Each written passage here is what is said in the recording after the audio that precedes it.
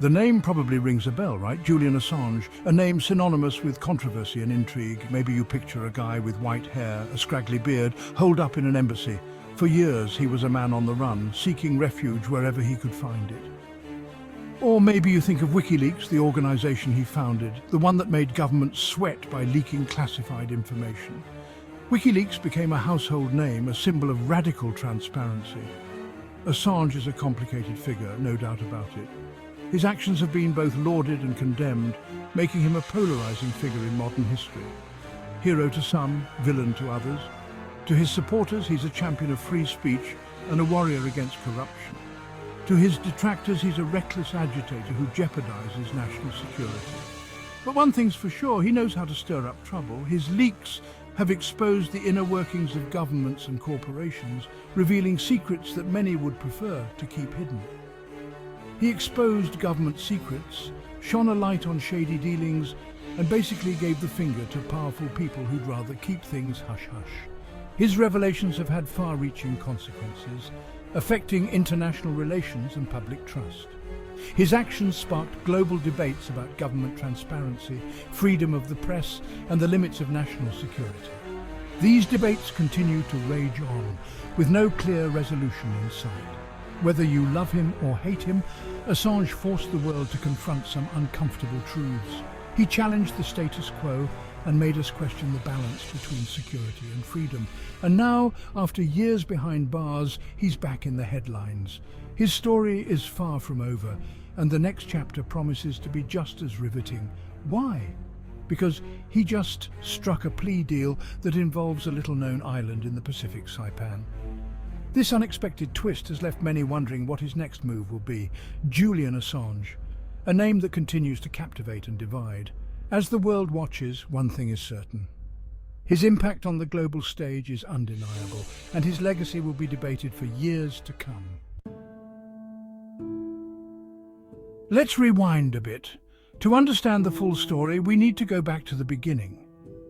Remember that whole hold-up in an embassy thing?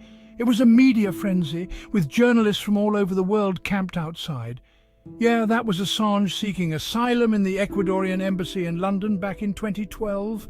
It was a bold move, one that would define the next chapter of his life. He was trying to avoid extradition to Sweden, where he was facing sexual assault allegations. These allegations were serious and had the potential to derail his mission. Assange always maintained his innocence, claiming the charges were politically motivated to extradite him to the United States. Why the United States? What was it about Assange that made him a target? Because in 2010, WikiLeaks published a trove of classified documents leaked by Chelsea Manning, exposing potential war crimes and diplomatic blunders. These revelations shook the world and embarrassed powerful governments. Fast forward to 2019, Assange's asylum ran out, and the Ecuadorian government, tired of his antics, booted him out. The political climate had changed, and Assange was no longer welcome. British police arrested him, and he was slapped with a 50-week sentence for jumping bail. It was a dramatic moment, one that many had anticipated for years. But the United States wasn't done with him. They had been waiting for this moment, ready to bring him to justice. They wanted their day in court, charging him with espionage and hacking. These charges were severe, carrying the weight of decades in prison. The case against Assange was not just about him.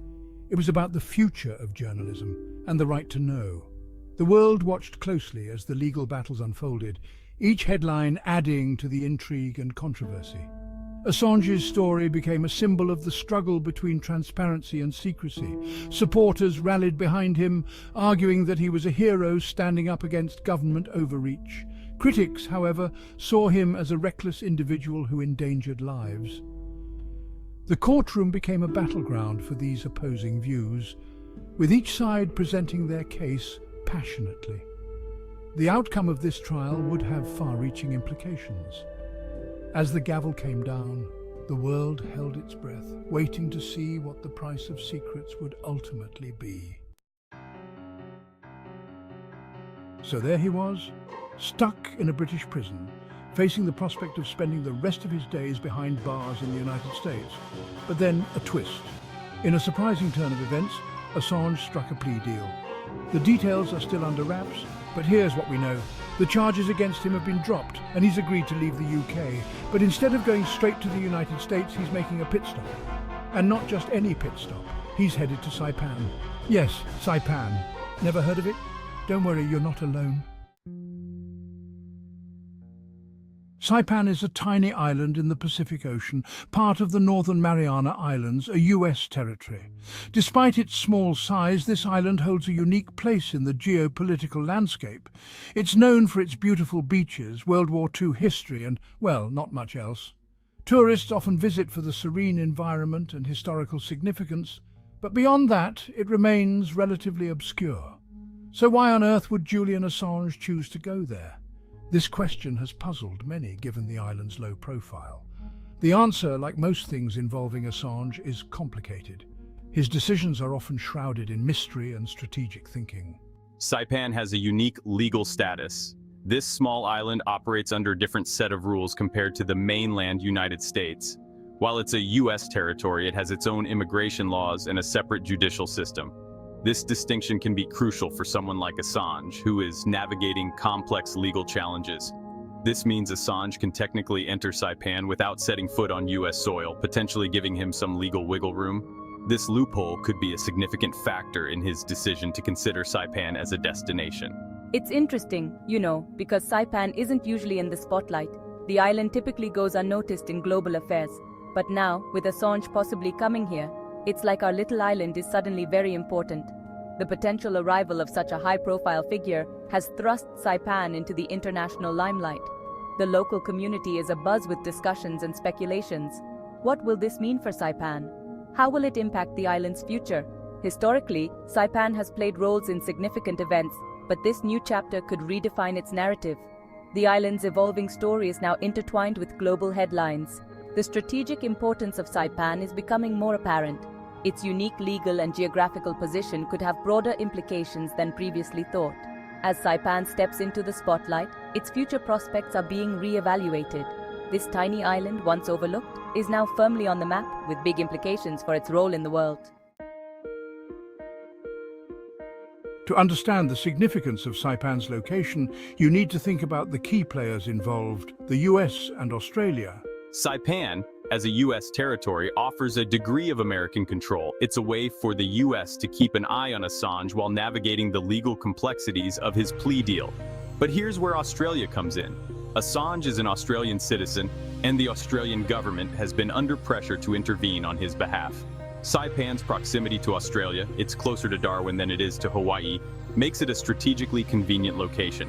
It allows the Australian government to maintain a certain level of involvement in the situation, potentially offering Assange some consular assistance. So there you have it. Julian Assange, the man who shook the world with leaked secrets, is on his way to Saipan, a tiny island in the Pacific caught in a geopolitical tug-of-war. What does it all mean? Is this a strategic move by Assange to avoid extradition to the US? Is it a way for the US to maintain control while appeasing Australia, or is it something else entirely? One thing's for sure.